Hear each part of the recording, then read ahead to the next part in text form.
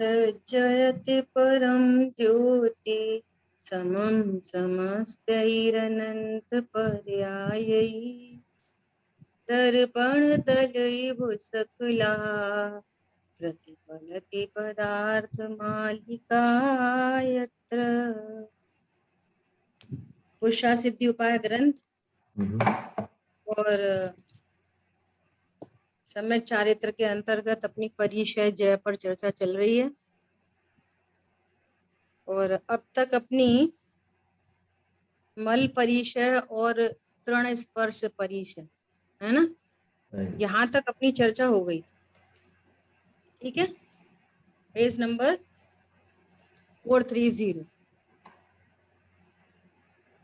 अभी देखो अज्ञान परिचय, बहुत अच्छी चर्चा आने वाली है अपनी 2-3 परिचय में। अज्ञान परिचय, अदर्शन परिचय, प्रज्ञा परिचय, है ना। देखो क्या कह रहे हैं, संसारी समस्त प्राणी अज्ञान वश दुखी हो रहे हैं, निज स्वरूप का ज्ञान नहीं है। संसारी प्राणी अज्ञान वश दुखी हो रहे हैं, तो ये तो मूल बात है, एकदम मूल बात। दुख क्यों हो रहा है? अज्ञान वश। और वो अज्ञान क्या है? न तो अपने, हाँ, अज्ञान ये है कि वस्तु कैसी है, उत्पाद व द्रव्य युक्तम सत, है ना। तो अपने न तो प्रमाण को जानते और न नय से जानते कि मैं त्रिकाली ध्रुव हूं, परिपूर्ण हूं, न शुद्ध न की विषयभूत वस्तु जानते, और न पर्याय के ही स्वरूप को जानते कि पर्यायगत कैसी कैसी योग्यताएं हैं। समझ में आ रही है बात? ये अपने स्वरूप को नहीं जानकर। अब देखो, यदि कदाचित पढ़ने का अभ्यास करें और शब्दार्थ का लाभ न हो तो मन में खेद करते हैं। देखो, ये अज्ञानी जीवों को एक ये नेचुरल थिंग है, ये नेचुरल स्वरूप तो जानते नहीं है कि मैं किसी पठन पाठन में, किसी पर के ज्ञान में मुझे उस संबंधी ज्ञान नहीं हो रहा, उसका शब्दार्थ नहीं पता चल रहा, भावार्थ नहीं पता चल रहा, तो भी मैं परिपूर्ण हूं कि नहीं? बोलो। समझो कि कोई संस्कृत का श्लोक है, कोई पर्टिकुलर गाथा टीका है ना, और उसका मर्म समझ में नहीं आ रहा, तो भी मैं परिपूर्ण हूं कि नहीं? परिपूर्ण हूं, है ना। अब ये वाली बात पता नहीं है तो वो देखो, जैसे मान लिया, सुनना ध्यान से, जैसे मान लिया किसी को समय सारणी पढ़ने का भाव उत्पन्न हुआ, है ना, तो उस भाव के साथ में वो एक राग साथ में ही चलता है, साथ में ही अज्ञान मोह राग जैसे एक साथ उत्पन्न हो रहे हैं। अब मुझे समझने का भाव है और मैं नहीं समझ पाया, वो वाली बात मुझे समझ में नहीं आ रही है, तो नेचुरली उस संबंधी खेद उत्पन्न होने लगता है। अरे मुझे समझ नहीं आ रही, अरे मुझे समझ नहीं आ रही, तो वो एक और टेंशन आकुलता एक और स्टार्ट हो जाती है साथ में। समझ आ रही बात? बहुत अच्छा। ऐसा, और ये ऐसे ही होता है। अरे हमें तो ये पता है, हमें तो ये याद नहीं रहता, अरे हमें तो ये वाली बात समझ में नहीं आ रही, है ना। और यहाँ पर कह रहे हैं मुनिराज को क्या होता है? अच्छा, शब्दार्थ का लाभ ना हो तो मन में खेद करते हैं और पठन में अरुचि करने लग जाते, पठन पाठन में। अब पता तो है नहीं कि अब ये ऐसी पर्याय अभी ऐसी आ रही है, ये चीज ख्याल में नहीं आ रही, तो परमानेंट थोड़ी कोई ऐसा उदय होता है। सो पठन पाठन से अरुचि क्यों? तो वो ये समझते हैं ना कि पढ़ने से ज्ञान होता है, और मेरे को समझ में नहीं आ रही है, तो कितने सारे एंगल निकल रहे हैं इस बात। अज्ञानी है ना, तो उसको क्या समझ में आ रही है कि पढ़ने से ज्ञान होता है, और मैं पढ़ता हूं तो समझ में नहीं आ रही है, तो पढ़ना बेकार है, पढ़ना कुछ काम का नहीं, पढ़ने में अरुचि हो गई।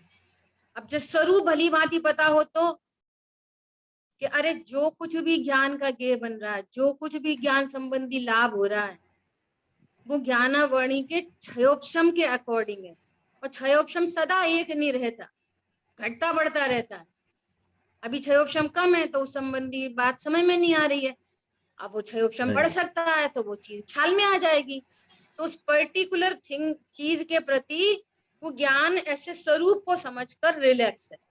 अभी मेरी पर्यायगत, ये निमित्त की तरफ से कथन हो गई, अभी मेरी पर्यायगत योग्यता ऐसी नहीं है, तो पर्यायगत योग्यता है, वो मेरी योग्यता नहीं, मैं तो परिपूर्ण हूं। हमारी बात समझ में?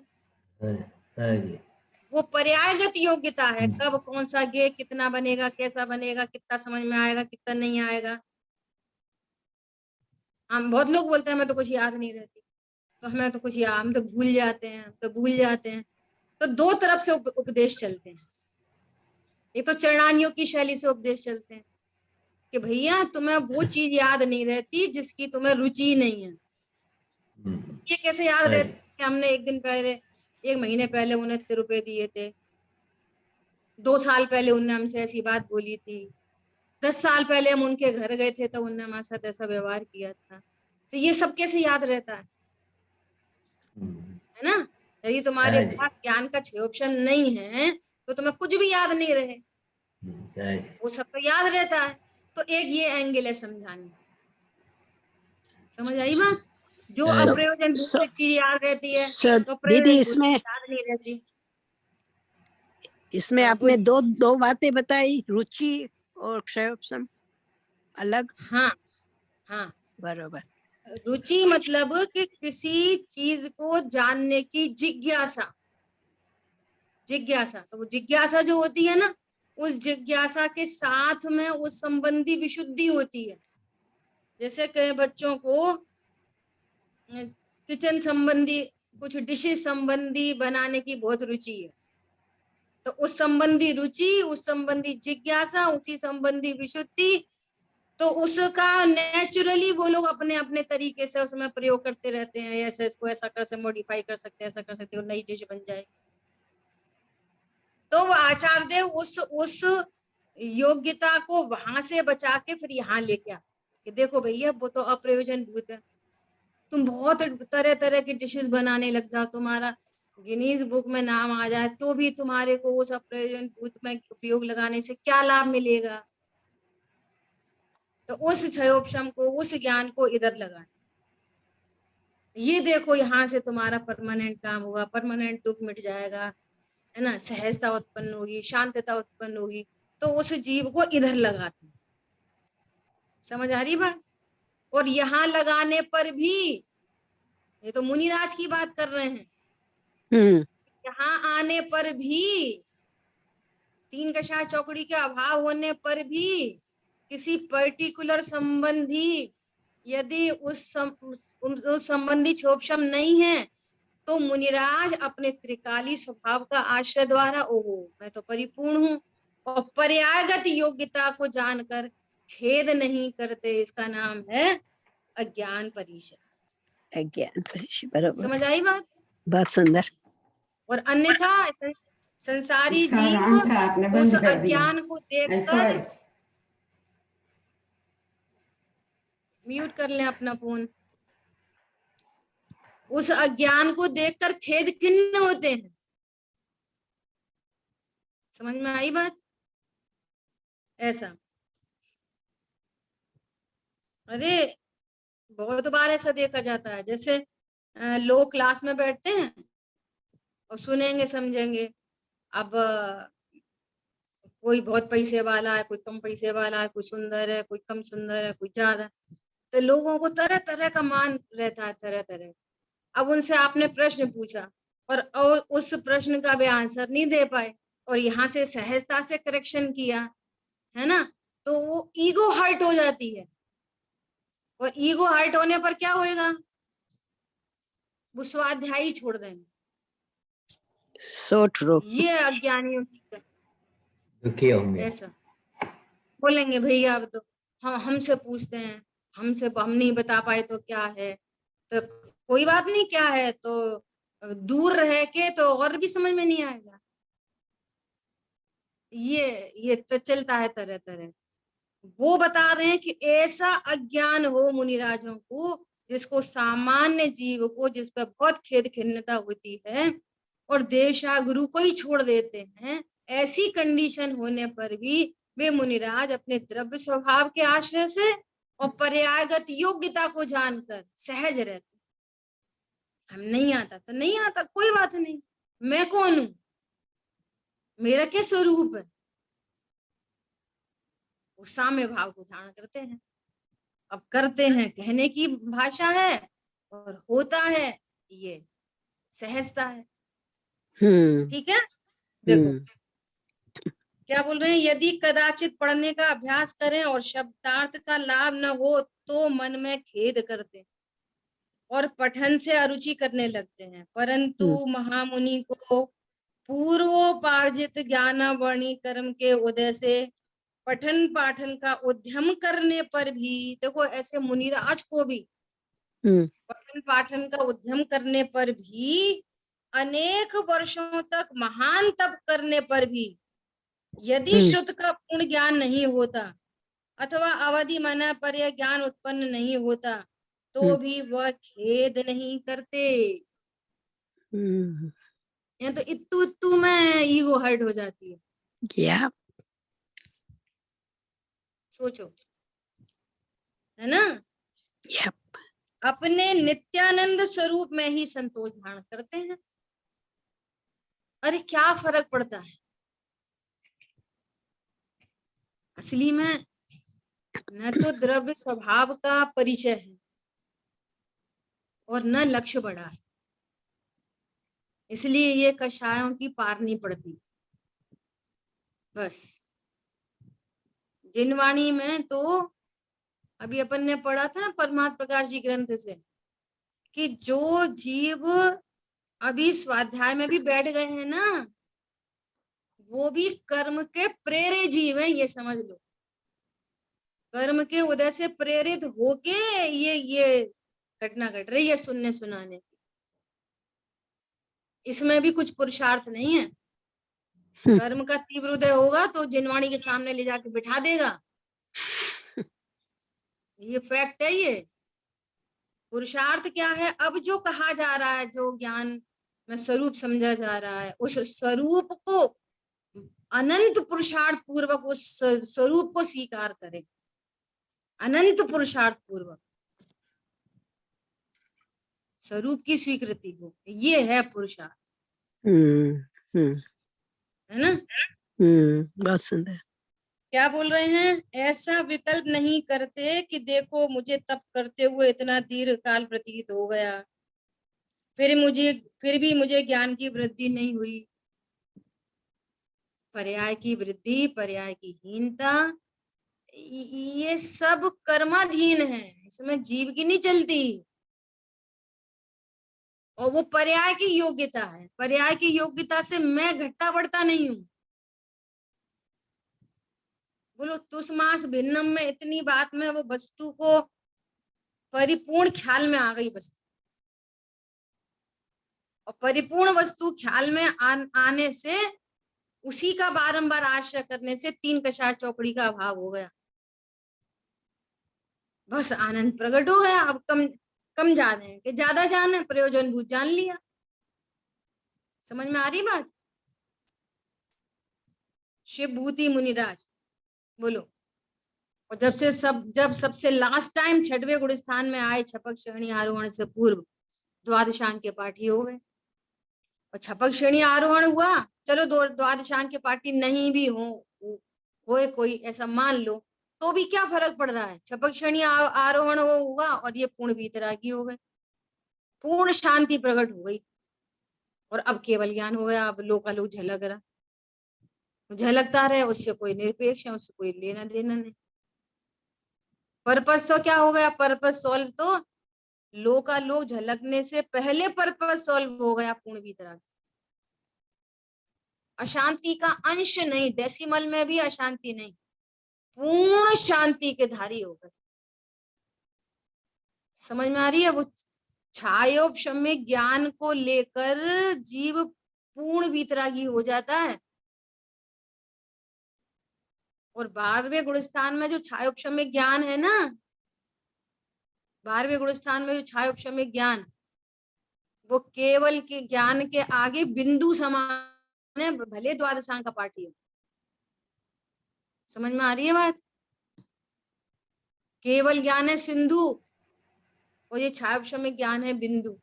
बात ये है। बरोबर इतने अल्प एकदम छायोपशम्य ज्ञान से पर्पस सॉल्व हो जाता है, शांति, पूर्ण शांति प्रकट हो जाती है अल्प ज्ञान से। हरी बात समझ में?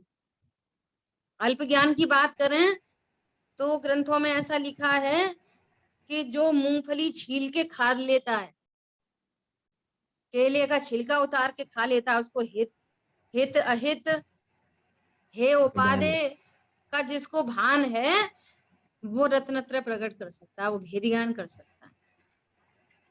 युगल जी ने कहा था। हाँ, इतने अल्प ज्ञान से काम हो जाता है। तो बस मैं तो परिपूर्ण हूँ, अब किस बात की टेंशन। लेकिन जो दूसरों को दिखाना चाहते हैं हम बहुत होशियार हैं, मैं बहुत अच्छा तारों में ऐसा ऐसा, तो ये परदृष्टि महाविकार है। आप ये प्रूव भी हो जाए कि हाँ ये बहुत अच्छा ज्ञानी धर्मात्मा है, इनका क्षयोपशम बहुत अच्छा है, इन्हें बहुत आता है ना। तो जो इस चीज से, ये पर्याय से जो अपनी प्रशंसा समझता है, तो कभी कभी कभी ना कभी तो ऊंट पहाड़ के नीचे आता ही है।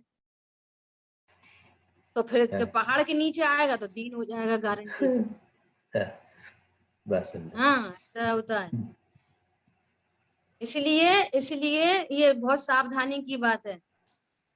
ज्ञान की प्रशंसा तो करना, छायोपशम्य ज्ञान भी प्रशंसनीय है, कोई बात नहीं है ना, लेकिन उस पर रीझना नहीं। आ रही बात समझ में? ऐसी मंद कषाय की प्रशंसा तो तो हो, लेकिन वो उपादेय नहीं, वो रीझने लायक वस्तु नहीं है। दोनों ही, न ज्ञान और न मंद कषाय। रीझने योग्य तो एक ये महान परिपूर्ण पदार्थ है, उस ज्ञान के कारण मैं महान नहीं, क्योंकि उस ज्ञान में मेरी बातें हैं, इसलिए वो ज्ञान महान कहलाता है। क्या बोला? जिस छायोपशम्य ज्ञान में शुद्धात्मा की बात हो तो ज्ञान महान कहलाता है, नहीं तो वो चार विकथा के अंदर चला जाता है वो ज्ञान। समझ में आ रही है? ऐसे ही जो मंद कषाय रूप व्रत आदि के जो परिणाम हैं, वो जीव रक्षा के अकॉर्डिंगली हो तो वो प्रशंसा को पाते हैं। वही क्रिया यदि देह के लक्ष्य से हो तो वो कुतप है, कुचारित्र है। समझ में आ रही है बात? जी दीदी। ऐसी बात, हमने भी अनछना पानी छोड़ दिया, किसी और ने भी अनछना पानी छोड़ दिया। हमने इसलिए छोड़ा कि अरे वहां जीवों का घात होता, और किसी ने इसलिए छोड़ दिया कि अरे हम पिएंगे तो हम बीमार हो जाएंगे। तो जमीन आसमान का अंतर होगा, उनमें ही अंतर हो गया। लेकिन मैं जो हूं, मेरी मेरी प्रशंसा मेरे से है, मेरी प्रशंसा किसी अन्य से नहीं। इससे पर्यायगत योग्यता पता हो और स्वभाव का पता हो तो ज्ञान एकदम रिलैक्स रहता है। ऐसा यहाँ पर क्या कह रहे हैं कि मुझे बहुत दीर्घ काल हो गया और मुझे ज्ञान की वृद्धि नहीं हुई। यदि कोई मूढ़ पुरुष उन्हें देखकर कहे कि यह साधु कितना अज्ञानी है, तो भी वह उसके वचनों से खेद खिन्न नहीं होता। देखो, हमारे आपके लिए भी एक सावधानी है। टोडरमल जी ने लिखा है क्या कि ज्ञानी निर्भय होते हैं। एक साइड में तो साधवाद कैसा है, ज्ञानी निर्भय होते हैं। किन चीजों से निर्भय होते हैं? इस लोक का भय, परलोक का भय, अकस्मात भय, वेदना भय आदि आदि। परंतु जिन आज्ञा भंग न हो जाए उससे भयभीत रहते हैं। इसलिए यदि किसी प्रकार की कोई क्वेरी आए, कोई आपसे प्रश्न पूछे और आपको उसका आंसर नहीं आता हो, आप उसका समाधान नहीं दे पा रहे हो, तो अपने मन से अपने को ये प्रसिद्ध करने के लिए कि हमें बहुत ज्ञान है, हमें बहुत आता है, तो कुछ भी मन गढ़ंत आंसर नहीं करना चाहिए। हाँ जी। क्यों? क्योंकि उससे जिन आज्ञा भंग होती है। उसको कह रहे हैं, अब वो उस किसी भी इन्फ्लुएंस में यदि वो उस व्यक्ति ने इस बात को स्वीकार कर लिया, तो सोचो वो उसके साथ में एक मिथ्यात्व की लहर चली गई, हाँ जी। तो वो समझो उसके अनंत जन्म मरण में वो निमित्त बनेगी बात। बात समझ। इसलिए टोडरमल की ने ये बात भी लिखी है कि सांप काट ले तो एक भव बिगड़े, लेकिन कुगुरु काट ले तो अनंत भाव। फल ना आवे, वो अनंत भवों के लिए मरता है वो। तो ये बहुत सावधानी रखनी, कोई जरूरत नहीं है बाहर में धन, दुकान मकान, पत्नी बच्चे हमारे तुम्हारे बहुत होशियार हैं और ऐसा है, इसके दिखावे की, अपने ज्ञान की, अपने संयम की, है ना, कोई शोबाजी करने की कोई आवश्यकता नहीं है। कोई यदि ऐसा कह भी दे कि अरे तुम्हें तो इतना भी नहीं आता, तो स्वीकार कर लो, हाँ भैया नहीं आता, नहीं आता ना, क्या बात है, कोई केवल ज्ञानी थोड़ी हो। सही है। 3 कषाय चौकड़ी के अभाव वाले मुनिराज को नहीं आता, फिर क्या बात है, नहीं आता, नहीं आता, स्वीकार करो। उसमें कोई ना खेद खिलने की होने की जरूरत है और ना अपनी महानता की जरूरत, कि लोग झलकेगा ज्ञान में तब होंगे क्या नहीं। ऐसा क्या बोल रहे हैं, उनके वचनों से खेद खिन्न नहीं होते, अथवा यदि ज्ञान की वृद्धि हो जाए तो उस ज्ञान का कभी गर्व नहीं करते, ऐसे यतीश्वर अज्ञान परिचय के जीतने वाले कहे जाते। तो देखो इसका ही अपोजिट आ रहा है प्रज्ञा परिचय, इसी का। यहाँ पे तो यदि किसी बात को नहीं जान पा रहे तो खेद खिन्न नहीं होते, और यदि बहुत ज्ञान हो तो उसका गर्व नहीं होता। क्यों? ये भी पर्यायगत योग्यता है, इसमें क्या महानता है, अभी तो केवल ज्ञान झलकेगा, लोकालोक झलकेगा अभी तो उस केवल ज्ञान के आगे तो ये कुछ ज्ञान नहीं है ना, ऐसी बात है। देखो अदर्शन परिचय, जगत के जीव समस्त कार्य अपने प्रयोजन की सिद्धि के लिए करते हैं, और यदि पुरुषार्थ करने पर भी प्रयोजन की सिद्धि न हो अथवा उसमें कुछ न्यूनता रह जाए तो क्लेश मानते। अब ये भी अज्ञानता की तरफ से देखो तो ये भी एकदम नेचुरल है उनका ऐसा परिणाम होना, है ना।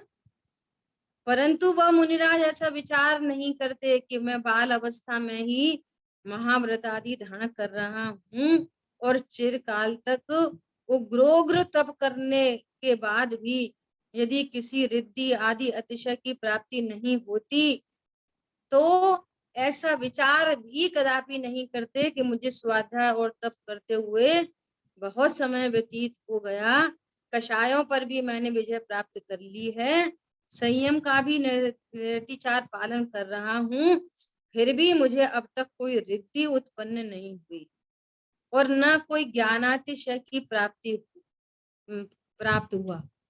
न मालूम इस तप संयम का कोई फल दिखाई देगा भी या नहीं। इस प्रकार का कोई संशय या विकल्प करके मुनिराज सम्यक दर्शन में दोष नहीं लगाते और तप संयम अचल रहते हैं, इससे अदर्शन परिचय कहते हैं। बोलो, हम तो बहुत धंधा कर रहे हैं, बहुत व्यापार कर रहे हैं, कोई प्रॉफिट ही नहीं हो रहा, कोई प्रॉफिट नहीं हो रहा, तो लोग में क्या करते हैं, तो भी उसकी ओर ही जाते हैं, चलो अब नहीं होगा तो अब होगा, अब होगा, अब होगा, और कमाई करेंगे और मेहनत करेंगे तो और फल मिलेगा। लेकिन यहाँ पारलौकिक में आएंगे तो अरे कुछ फल नहीं निकला, कुछ फल नहीं निकला, हमने तो इतनी तपस्या की, कुछ फल नहीं निकला। लेकिन मुनिराज ऐसा विचार नहीं करते कि इतना तप, ये क्यों कही जा रही है कि ये सामान्य जीव इस तरह से विचार करते हैं और इसको परिचय क्यों कह रहे हैं, कि ऐसा उनके साथ होने पर भी जहां जगत के जीव आकुलता व्याकुलता को धारण करते हैं, वहीं मुनिराज ऐसी कंडीशन बनने पर भी साम्य को प्राप्त होते हैं। बोलो कितनी गजब बात। क्या बोल रहे हैं? मुझे तो कोई रिद्धि उत्पन्न नहीं हुई, कोई अतिशय प्रकट नहीं हुआ, तो किसी क्वेश्चन मार्क में नहीं चले जाते कि पता नहीं कुछ होगा भी कि नहीं होगा, कि फालतू में तब कर रहे हैं। तो देखो, पहले गुणस्थान से लेकर 14वें गुणस्थान तक की यात्रा और फिर सिद्ध पद की प्राप्ति, ये पूरी नॉलेज पहले गुणस्थान में पता चलती है। क्या बोला? पहले गुणस्थान में। इसलिए हर संबंधी जिनवाणी में मुनिराज का स्वरूप बताकर हर बात का ज्ञान कराया जा रहा है। मुनिराज को तो पता ही है। दादा ऐसा प्रश्न करते हैं कि ये जो चक्रवर्ती होते हैं ना, उनको चक्र रत्न की प्राप्ति होती है ना? तो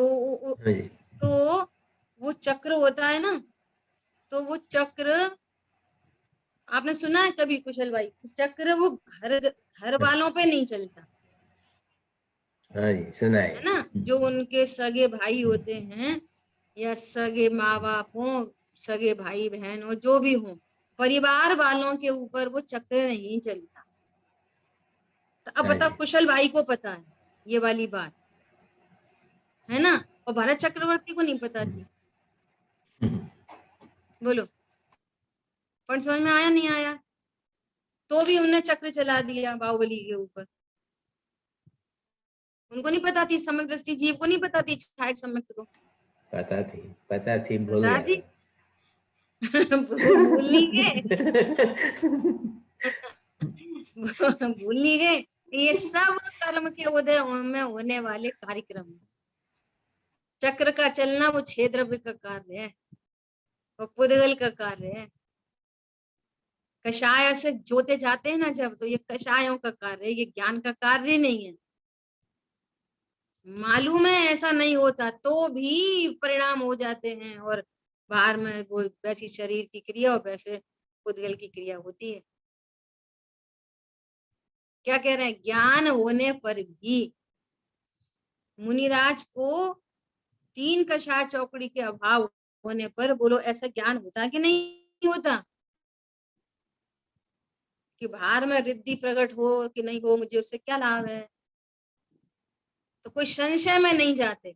अब मुनिराज की बात करके हमको बता रहे हैं कि ऐसा संशय नहीं करना चाहिए।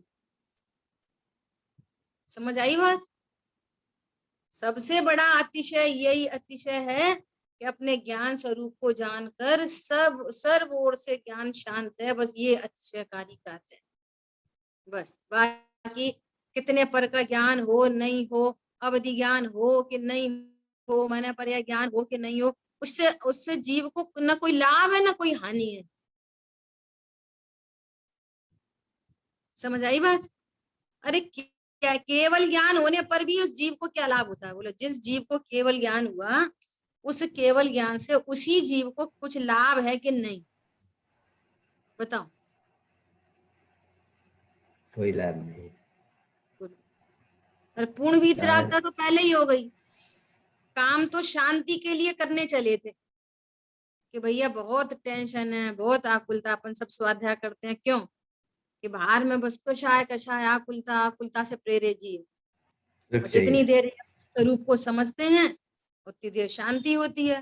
फिर विचार करते हैं, तत्व निर्णय करते हैं, अरे मेरा ऐसा ही स्वरूप है। एक रूप निर्णय होता है तो सबसे निरपेक्ष होते हैं, और निर्णय पूर्वक आत्मानुभूति है तो एकदम स्पष्ट ही वीतराग परिणाम साम्य भाव प्रकट हो जाता है। तो सारी चर्चा किसके लिए? कि स्वभाव के आश्रय से, मैं कारण से कहो तो मैं कौन हूं ये जानने के लिए, और कार्य से कहो तो वीतरागता प्रकट होने के लिए, शांति प्रकट होने के लिए। तो शांति तो उन्हें पूरी प्रकट हो गई। अब लोकालोक भी झलक रहा है और आत्मा के असंख्यात प्रदेश भी झलक रहे हैं, अनंत गुण झलक रहे हैं, सब जानने में आ रहे हैं। बोलो इतने ज्ञान से, इस छायोपशमी ज्ञान से पूरा काम हो जाता,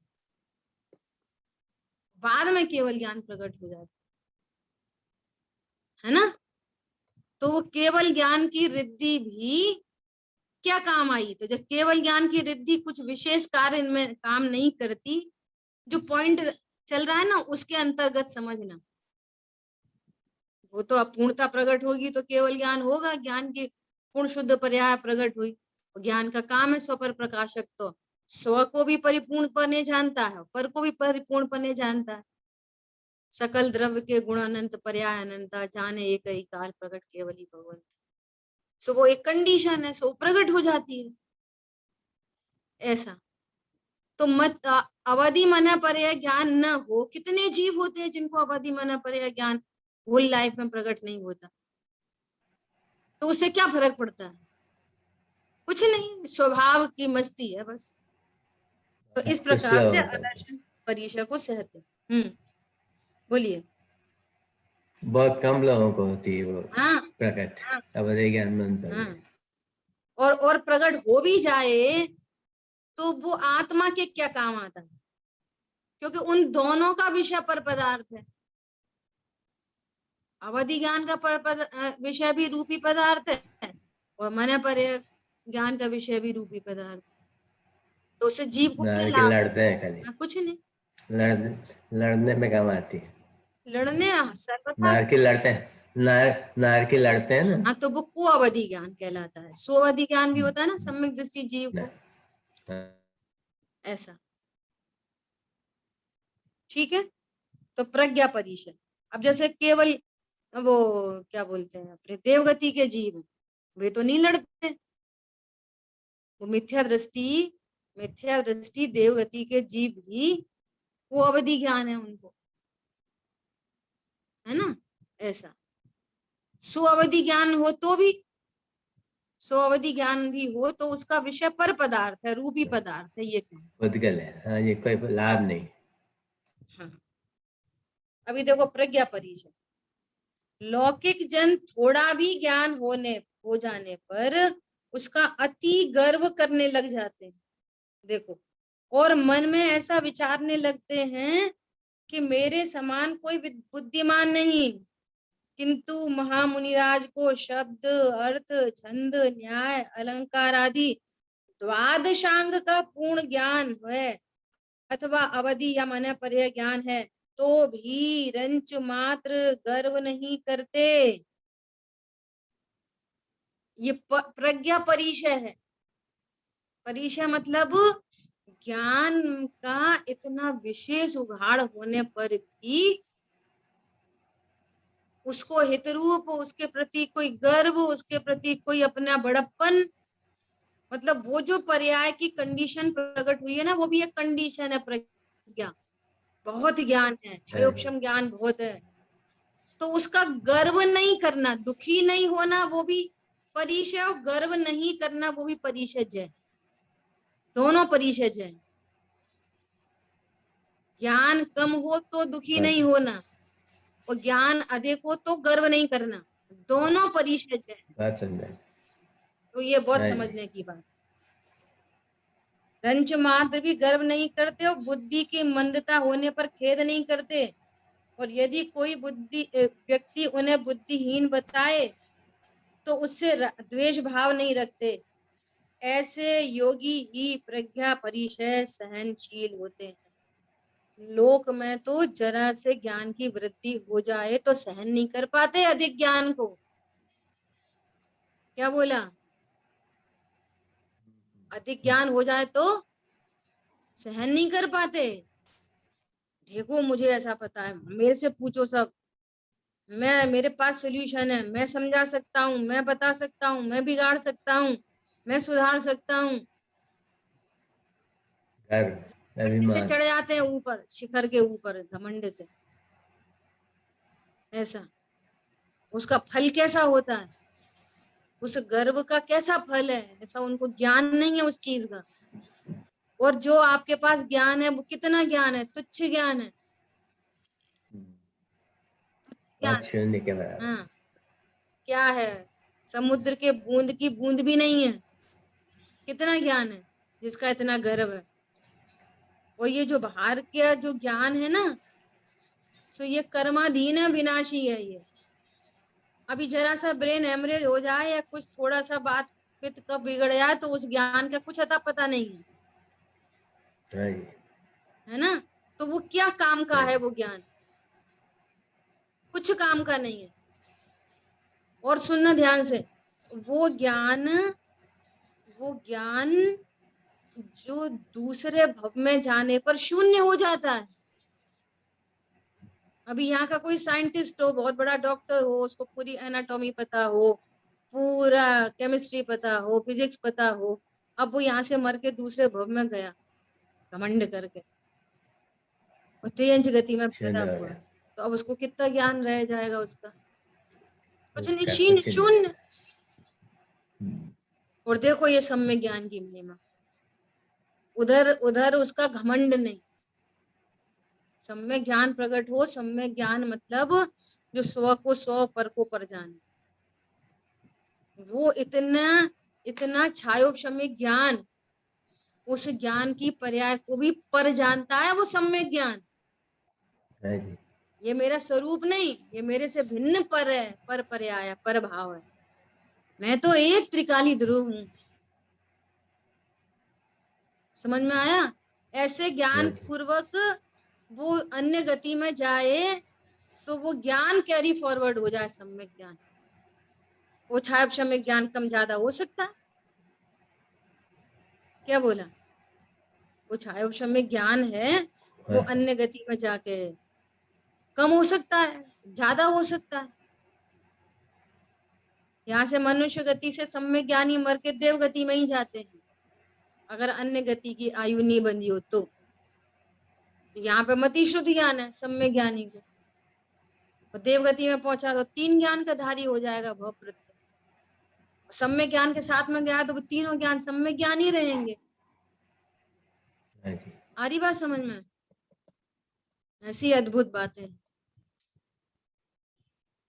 क्या बोल रहे हैं कि ऐसे योगी ही प्रज्ञा परिचय सहन करते हैं, अर्थात अधिक ज्ञान, छायोपशम्य ज्ञान अधिक होने पर वो कोई गर्व करने लायक नहीं।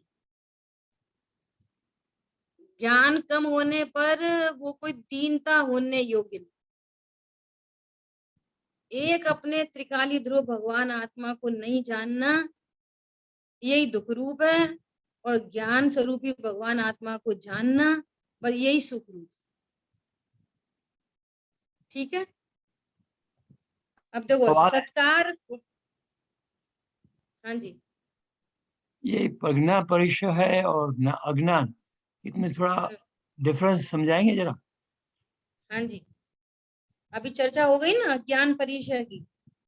क्या यहाँ पे क्या बोला कि बहुत ज्ञान होने पर, बहुत समय तक तप करने पर भी किसी को विशेष ज्ञान उत्पन्न नहीं हो, किसी मुनिराज को, है ना, कोई उनसे पूछे, जैसे मान लिया मुनिराज है ना, और ऐसे बहुत सारे विषय हैं जिन आगम में भी 3 लोक संबंधी बहुत सारे विषय हैं, और पर्टिकुलर कोई पूछे कि क्या आप बता सकते हैं कि नरक में कितने बिल हैं, या उसमें कितने अकृत्रिम जिनालय हैं, कुछ भी संबंधी, 3 लोक संबंधी, कोई पर्टिकुलर कर्म प्रकृति संबंधी, किस गुण स्थान में कौन से कर्म परमाणुओं का क्या होता है, ऐसा पर्टिकुलर उस संबंधी छायोशमी ज्ञान ही तो है, और वो मिस हो जाए, भूल जाए, या उनको ऐसा पता भी नहीं हो, ऐसा भी हो सकता है। तो खेद खिन्न नहीं होते कि अरे हमें तो इतना भी नहीं आता, या दूसरा वाला बोलेगा अरे महाराज जी आपको ये नहीं आता, इतना भी नहीं आता। तो वो उसका समाधान क्या दिया कि ज्ञान की योग्यता जानकर, अभी ऐसा ज्ञानावणी कर्म का तीव्र हृदय है, योग्यता जानकर रिलैक्स रहते हैं। उस पर्टिकुलर संबंधी ज्ञान नहीं होने पर मुझ में क्या कमी हुई, उनका मैंपना क्या स्थापित है, पर्याय में कि द्रव्य में? मैं परिपूर्ण हूं। छायोपशम्य ज्ञान का स्वरूप ही ऐसा है, जैसा अपन लोग हैं, कोई चीज है, और वो एकदम से ख्याल में है और पर्टिकुलर बताने के टाइम पे मिस हो गई। ये छाया ज्ञान का स्वरूप ही ऐसा, भूल गए, नहीं याद आ रही।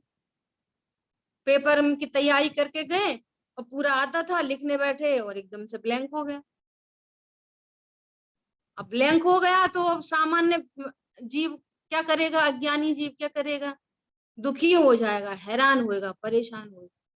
लेकिन इस कंडीशन में मुनिराज होंगे तो क्या करेंगे, स्वभाव के आश्रय से दीन नहीं होंगे, क्योंकि ये इसमें 3-4 फैक्टर हो गए।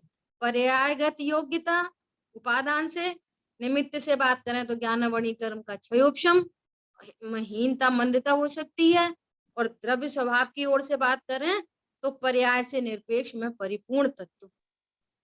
हाँ जी, तो ये वाली बात अज्ञान परिचय में घटित हो जाएगी, और सेम टू सेम बात यहाँ पे प्रज्ञा परिचय में घटित हो जाएगी कि अधिक ज्ञान हो, यहाँ पे कम ज्ञान की बात थी, ज्ञान की बात थी, और यहाँ पर अधिक ज्ञान की बात थी, है ना।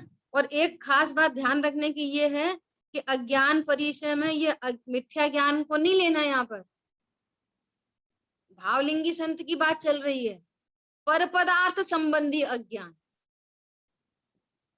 समझ आई बात। और ऐसी प्रज्ञा परिचय में भी भेद विज्ञान है, पर द्रव्यंत भिन्न आपकी रुचि है, आप रूप को जान पनो ही जो सम्यक ज्ञान कला है, सम्यक ज्ञान है, सम्यक दर्शन है और सम्यक चारित्र है। इस आत्म स्वभाव के अलावा पर पदार्थों का, पर द्रव्यों का, द्वादशांग का बहुत अधिक ज्ञान हो तो उसका गर्व नहीं होता, वो भी इसी तरह से पर्यायगत योग्यता है, ज्ञानवणी कर्म का क्षयोपशम अधिक है, और इन दोनों से अप्रभावी मैं त्रिकाली ध्रुव हूँ। त्रिकाली ध्रुव के आश्रय से दोनों कंडीशंस पर न गर्व करते न दीनता होती, इसका नाम है परिषद जय। बहुत सुंदर। क्लियर है। हाँ जी, तो अभी क्या कह रहे हैं, सत्कार पुरस्कार परिषद, देव मनुष्य त्रियंच संसारी के सभी जीव आदर सत्कार से हर्षित होते हैं। देखो ये जनरल कंडीशन है, कोई आपका आदर सत्कार करे तो आप खुश हो जाते हो, और कोई आपको आदर सत्कार नहीं करे तो दुखी हो जाते हो।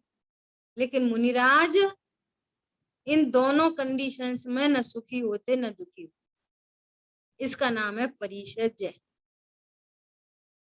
तो क्या करते हैं, सत्कार करने वाले के प्रति मैत्री भाव रखते हैं तथा अनादर करने वाले के प्रति शत्रुता रखते हैं।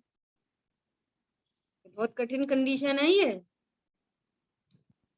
घरों में बस यही चलता रहता है, स्वरूप को नहीं जानकर, ना अपनी योग्यता का पता, न जीवों की योग्यता का पता, न वस्तु स्वरूप का पता। कोई प्रशंसा कर रहा है, ये बहुत अच्छे हैं, बहुत अच्छे हैं, उनके प्रति राग मैत्री भाव। तो कोई जरा सा कुछ कठोर शब्द बोले और ऐसा बोले तो उसके प्रति द्वेष भाव। मुनिराज को ऐसी कंडीशन बने तो किसके बल पर जीते हैं। कल परसों बात आई थी कि मुनिराज धन रखते हैं कि नहीं धन रखते, मुनिराज के पास धन पैसा होता है कि नहीं होता। आनंद धन, ज्ञान धन। हाँ, साम्य भाव धन रखते हैं, ये साम्य भाव धन है, ये बिल्कुल सत्य बात है। ये स्पष्ट दिखाई दे रहा है, बहुत लग्जरी, बहुत सुविधाएं, बहुत बहुत धन है, बहुत धन है, और शांति नाम की चीज नहीं है। 24 घंटे अशांति अशांति, हैंस प्रूव्ड। साम्य भाव धन है, साम्य भाव ही धन है, साम्य भाव ही धन है। यही एकमात्र धन है जिससे सुखी हुआ जा सकता है, बाकी ये सब धूड़ है, धूड़ छे। सचमुच में इसका कहीं कोई यूज नहीं है, पैसे का कहीं भी कोई यूज नहीं है, नहीं है, बिल्कुल नहीं। एकदम निर्भय निडर होके निशंक निर्णय, लक्ष्मी आवे या जावे, आवे या जावे, नो प्रॉब्लम एट ऑल। यहाँ साम्य भाव धन, ये बहुत बड़ी बात है। पंडित साहब कहते हैं कि तत्व निर्णय भी अंतर्मुखी परिणाम में होता है। बहुत पढ़ लेने से ऊपर ऊपर ज्ञान विचार नहीं करे, तत्व ज्ञान नहीं करे, तत्व निर्णय नहीं करे और निर्णय पूर्वक निशंक निर्भय नहीं हो, काम नहीं बनता। देखो क्या कह रहे हैं, इस प्रकार निरंतर राग द्वेष रूप परिणमन करते हैं, किंतु वीतरागता के धारक यतीश्वर इंद्र और चक्रवर्ती आदि के द्वारा पूजा स्तुति किए जाने पर अथवा किसी अविवेकी जन के द्वारा निंदा किए जाने पर किसी से राग द्वेष नहीं करते, अपितु साम्य भाव धारण करते हुए मन में ऐसा विचार करते हैं कि हे जीव, तू तो दृष्टि अगोचर, वचन अगोचर, अमूर्तिक पदार्थ है। बोलो, ये जो तुझे कुछ बोल रहा है, जो तुझे देख के बोल ही नहीं रहा, तू तो अमूर्तिक है। शरीर वो को तेरी देख जो के। ये निंदा प्रशंसा कर रहा है, वो तेरी निंदा प्रशंसा है नहीं, तेरी प्रशंसा तो वचन अगोचर है। इसको अपनी निंदा प्रशंसा क्यों जानता है? कैसा कॉम्बिनेशन है? बोलो, उसने निंदा की और हम भी अपने को असमान जाति द्रव्य पर्याय वाला जान रहे, तो वो बड़ा अज्ञानी कि तुम बड़े अज्ञानी? वो हमसे ऐसा ऐसा कहते हैं, गजब हो गई। कौन अज्ञानी ठहरा? आप अज्ञानी ठहरे कि वो अज्ञानी ठहरा? मैं क्या, मैं ठहरा। बोलो, मैं ठहरा। तुम जान क्यों रहे हो अपने को कि ये मेरी बुराई है? अनंत पंच परमेश्वरी भगवान मुझे भव्य कह के, जीव राजा कह के, भगवान आत्मा कह के पुकार रहे हैं, और कुछ थोड़े से पागल मुझे पागल कहते हैं, तो किसकी बात माननी चाहिए? बोलो, बड़े बड़े लोग मुझे महामहिम कहते हैं। तिहू लोक में नाथ अनुपम बताए। समय अधिक हो गया, शेष चर्चा आगे करें। ठीक है। जिनवाणी के ज्ञान से सूझे लोकालोक, सो वाणी मस्तक निमोक्ष। बोलिए द्वाशांगमयी जिनवाणी माता की जय। जय हो। जय जिनेन्द्र सभी। जय जिनेन्द्र।